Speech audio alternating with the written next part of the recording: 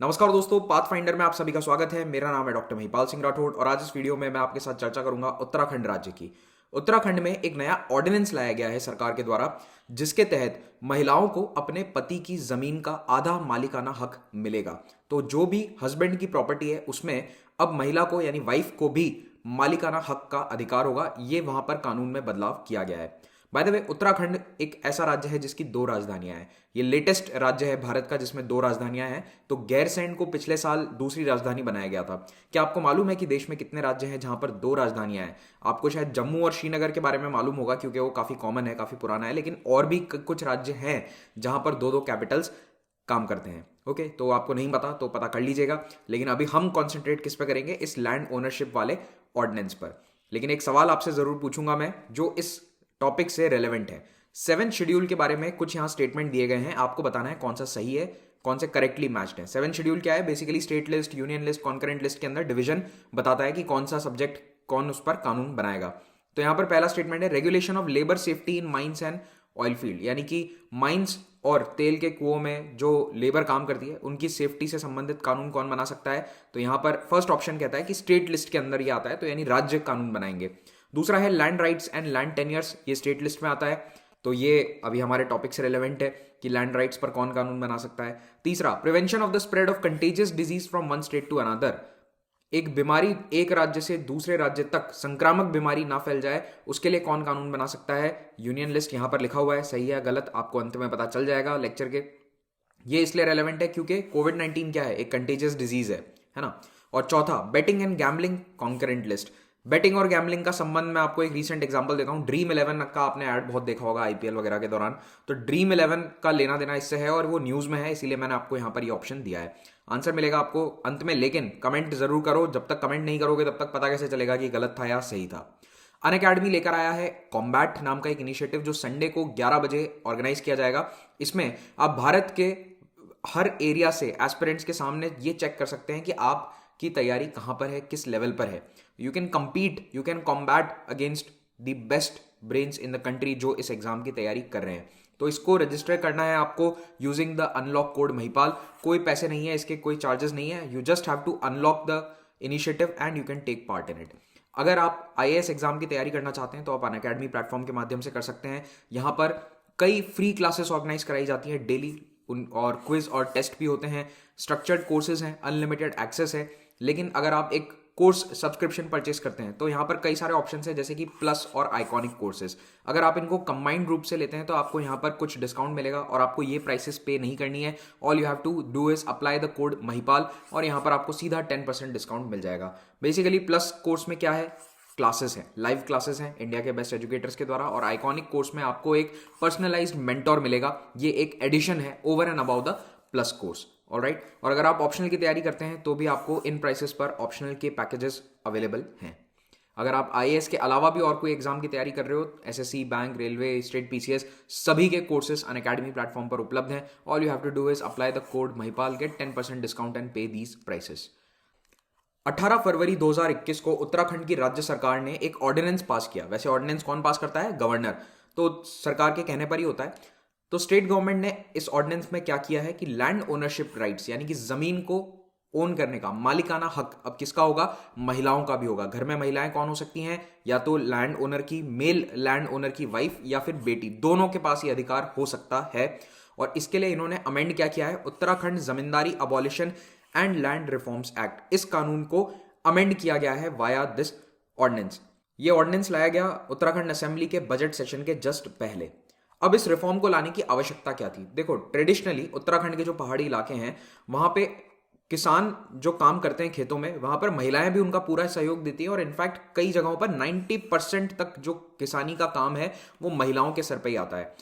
कुछ labour intensive या बहुत हार्ड तोड़ मेहनत का काम है, जैसे प्लॉइंग द फील्ड, हल चलाना, ये सब आदमी करते हैं। लेकिन उसके अलावा जितनी भी एक्टिविटीज होती हैं उनको महिलाएं करती है। 90% तक फार्मिंग से रिलेटेड जो काम है वो महिलाएं कर रही हैं। और अब एक नया ट्रेंड भी देखा जा रहा है कि जो आदमी है घर के, वो माइग्रेट कर रहे हैं for working in other industries. तो जैसे कोई टूरिज्म इंडस्ट्री में या केटरिंग इंडस्ट्री में काम करने जा रहा है, तो पीछे जो किसानी का काम है वो अब ज्यादातर महिलाएं ही कर रही है। लेकिन 90% काम करने के बावजूद उनके पास जमीन पर कोई अधिकार नहीं है। They do not have any ownership over the land. तो इसीलिए उत्तराखंड की सरकार ने ये कानून चेंज किया है, जिससे अब महिलाओं को भी जमीन का हक मिल सके। अभी जो उत्तराखंड का कानून है वो ये कहता था कि लैंड ओनरशिप राइट डायरेक्टली पिता से बेटे के नाम पे ट्रांसफर होती थी। अगर पिता है उसके बाद बेटे हैं तो डायरेक्टली उनके नाम पर होती थी, बेटियों के या फिर बीवी के नाम पर ये ट्रांसफर नहीं होता था। इसमें एक और प्रॉब्लम आती थी, अगर कोई महिला एग्रीकल्चर लोन के लिए अप्लाई करेगी तो उसको नहीं मिलेगा, क्योंकि उसके पास जमीन की मालिकाना हक तो है ही नहीं। तो चाहे वो किसानी कर रही है वहां सालों से और उसका पति मान लो कि कहीं शहर में, देहरादून सिटी में या नैनीताल जैसे शहरों में काम कर रहा है, तो भी उस महिला को एग्रीकल्चर लोन नहीं मिलेगा। लोन आदमी के नाम पे ही होगा, क्योंकि जमीन का मालिकाना हक किसका है? आदमी का। और उत्तराखंड में माइग्रेशन एक बहुत बड़ा इशू हो गया है, ये भी एक रीजन था। माइग्रेशन क्यों? क्योंकि उत्तराखंड के ग्रामीण इलाकों में जो सोर्सेज ऑफ लाइवलीहुड है वो कम होते जा रहे हैं, और उत्तराखंड के साथ ये बहुत बड़ी समस्या आ रही है कि वहां पर गांव में जवान लोग सब माइग्रेट करके शहरों की तरफ जा रहे हैं काम करने के लिए। तो अब गांव में पीछे बचा कौन? केवल बूढ़े लोग हैं, एल्डरली कपल्स हैं, या फिर महिलाएं हैं। तो अगर कोई 30-40 साल का आदमी माइग्रेट कर गया है तो पीछे उसकी वाइफ है, उसके बच्चे हैं, या फिर माता पिता हैं। तो ये एल्डरली कपल और विमेन ही बचे हैं और यही खेतों में काम कर रहे हैं। लेकिन जब वो लोन लेने जाते हैं तो उनको लोन नहीं मिलेगा और उनका जमीन पर कोई मालिकाना हक नहीं है। तो एक एस्टिमेट के अनुसार ऑलमोस्ट 5 लाख लोग राज्य से बाहर माइग्रेट कर चुके हैं, और राज्य के खुद के बड़े शहरों में जो माइग्रेशन है वो अलग है। तो उत्तराखंड में इनफैक्ट जब आप जाएंगे कई गांव में, जो हिली एरियाज हैं, ऊपर पहाड़ी वाले एरियाज हैं, वहां पर कई गांव ऑलमोस्ट खाली से महसूस होते हैं। खाली ही महसूस क्या होते हैं? खाली हैं क्योंकि ज्यादातर लोग वहां पर माइग्रेट कर चुके हैं टुवर्ड्स द सिटीज, जो थोड़े से लो लाइंग एरियाज में सिटीज हैं वहां पर, क्योंकि टूरिज्म वगैरह वहां पर ज्यादा बूम कर रहा है।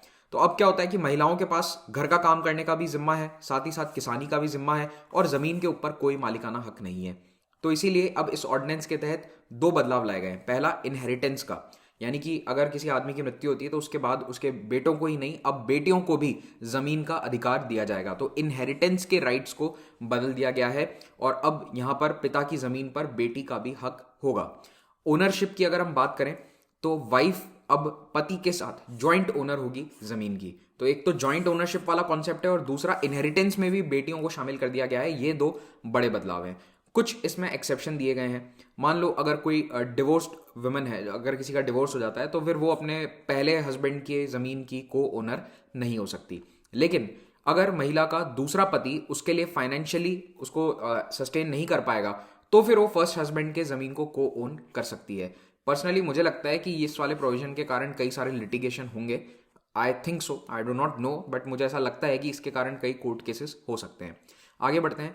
अगर एक डिवोर्स्ड महिला जिसका कोई बच्चा नहीं है और उसका पति 7 साल से गायब है, यानी कि बेसिकली उसको सस्टेन करने के लिए, उसको फाइनेंशियली सस्टेन करने के लिए उसका हस्बैंड नहीं है, तो भी वो अपने पिता की जमीन की को ओनर हो सकती है। ध्यान रखना, यहाँ पर land owned by her father है, पिता की जमीन में उसका अधिकार होगा अगर वो डिवोर्स्ड है और या फिर 7 साल से उसका पति गायब है। तो बेसिकली उसको हेल्प करने के लिए सरकार ने ये प्रावधान कर दिया है कि वो जमीन में उसका हाफ हक रहेगा। अब इस कानून का फायदा क्या होगा, इस बदलाव का फायदा क्या होगा? इससे देखो, एक तो महिलाओं को सशक्तिकरण महिलाओं का किया जा सकता है, फाइनेंशियली हेल्प होगी। जो काम कर रहा है, जो मेहनत कर रहा है खेतों में, उसके नाम पर अब जमीन होगी। तो women who are working in fields owned by their husbands or fathers in the hilly areas of the state will be helped financially। तो मान लो किसी का पति, किसी का पिता अगर कहीं शहर में नौकरी कर रहा है, तो अगर उन्हें लोन भी लेना है तो वो बैंक से मिल सकता है। किसान क्रेडिट स्कीम के तहत अगर उन्हें कोई हेल्प चाहिए तो वो भी अब खुद के नाम पर ली जा सकती है। और इसके उपरांत एक बहुत बड़ा मेंटल बूस्ट मिलता है। अगर आप जिस ज़मीन पर मेहनत कर रहे हैं या फिर आपके परिवार की ज़मीन है, अगर उसमें कोई महिला आधा मालिकाना हक रखती है तो definitely it's a very big deal, क्योंकि भारत में जो समाज है वो ऐसा है कि ज़मीन के ऊपर मालिकाना हक रूरल सोसाइटी के अंदर बहुत इंपॉर्टेंस रखता है। अब हम बात करते हैं स्टेट लेजिस्लेचर में लाए जाने वाले ऑर्डिनेंसेस की। वैसे ये पॉलिटी का स्टैटिक पार्ट है, लेकिन क्योंकि ये यहाँ पर रेलेवेंट है तो मैं यहीं पर डिस्कस कर रहा हूँ। तो देखो, गवर्नर ऑर्डिनेंस ला सकता है, लेकिन ऑर्डिनेंस में भी कुछ प्रावधान ऐसे हैं जिनको आपको ध्यान में रखना है। पहली बात तो ये कि ऑर्डिनेंस कब आएगा, जब स्टेट लेजिस्लेचर सेशन में नहीं है। तो अभी सेशन में नहीं था उत्तराखंड असेंबली, इसीलिए वहां पर ये ऑर्डिनेंस आ गया। गवर्नर जब चाहे उसको विड्रॉ भी कर सकता है, और 6 हफ्तों के अंदर अंदर स्टेट लेजिस्लेचर को इस ऑर्डिनेंस को अप्रूव करना जरूरी है, जब उसकी असेंबली फिर से सेशन में आ जाती है। मान लो कि 1 मार्च से उत्तराखंड असेंबली का सेशन शुरू हो जाता है, तो बाय द टाइम मिड अप्रैल, यानी कि 6 हफ्तों के अंदर अंदर ये वाला ऑर्डिनेंस अप्रूव होना जरूरी है। लेकिन कुछ केस ऐसे भी हैं जहां पर गवर्नर डायरेक्टली ऑर्डिनेंस इशू नहीं कर सकता, पहले प्रेसिडेंट के इंस्ट्रक्शन चाहिए।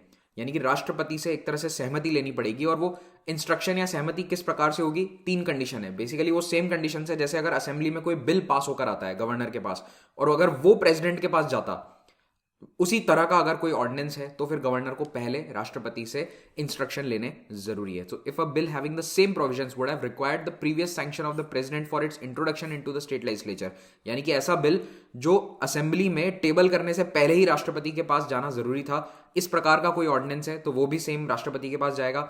अगर कोई बिल पास होने के बाद गवर्नर के अप्रूवल से पहले राष्ट्रपति के पास जाना जरूरी था, तो सेम कंडीशन यहां पर भी होगी, ऑर्डिनेंस में भी वो लागू होगा। और अगर कोई ऐसा एक्ट है स्टेट लेजिस्लेचर का जिसमें ऐसे प्रोविजंस हैं जो इनवैलिड होंगे without receiving the president's assent, यानी जब तक उन पर राष्ट्रपति अपनी मोहर नहीं लगा देता तब तक वो वैलिड नहीं होंगे, तो सेम ऐसा ऑर्डिनेंस भी प्रेसिडेंट के पास भेजना जरूरी है। अब मैंने आपसे जो सवाल पूछा था उसका आंसर है देखो डी।